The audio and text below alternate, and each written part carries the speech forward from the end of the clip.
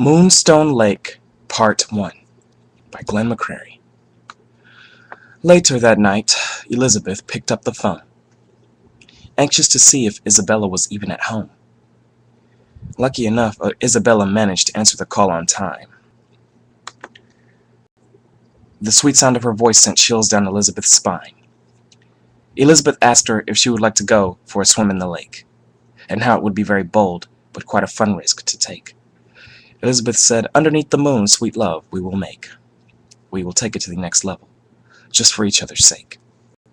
Isabella accepted, looking forward to spending quality time with Elizabeth, for she was the only thing on her mind, and comfort in the arms of her lover was all she wanted to find. As long as they had each other, everything would be fine. Elizabeth said, "Great, I was thinking we could do it tonight. We can meet up at Moonstone Lake, if that's all right." "Yeah, sure, that will be fine," Isabella said, wondering about the events that lied ahead. Moonstone Lake, Part 2 by Glenn McCrary.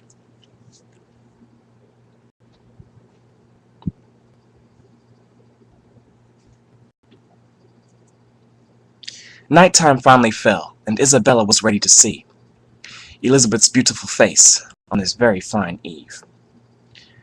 For tonight, she is the only thing that Isabella needs. Every moment is treasured as they let their hearts lead. They met up at the lake, both eager to engage into a physical romance to unleash their rage, and take that next step towards turning the page, letting their beasts break free from their cage. So Isabella and Elizabeth once again began to lock lips, stripping cloth for cloth to the ground their bodies hit. The sparks had been ignited, and the fire had been lit. Wasting no time as into the act, they moved quick. Before they got dirty, they grasped each other's hands, pinching their noses as towards the water they both ran, jumping into the lake, screaming as loudly as he could, laughing with joy and excitement, just as they should.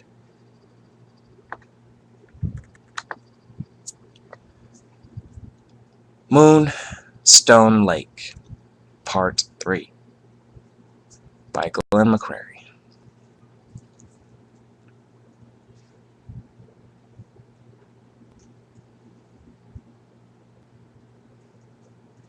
As soon as they hit the water, Elizabeth began to lean in, to kiss Isabella just before the foreplay was to begin, pleasuring her mouth with the powers of her tongue, exploring her taste buds and spicing up the fun.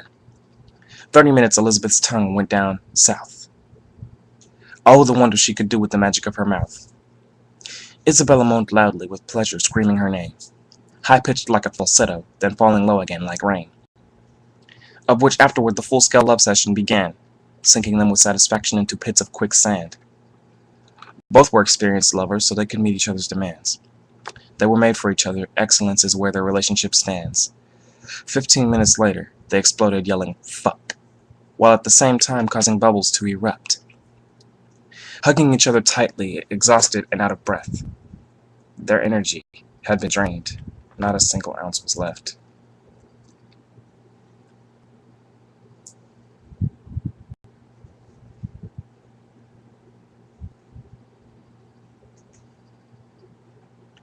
Moonstone Lake, Part 4 by Glenn McCrary.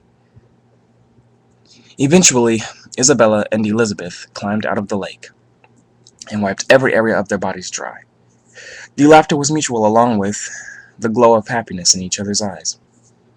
Isabella and Elizabeth had just shared the most intense experience of their lives. Every waking second was an adventure, and for adventure they desperately thrived. They then gasped each other's hands, took a stroll underneath the moonlight, in motion with the warm summer breeze, just 15 minutes after midnight. As if there was no tomorrow, they held each other's bodies tight, kissing ever so gently throughout the entire night.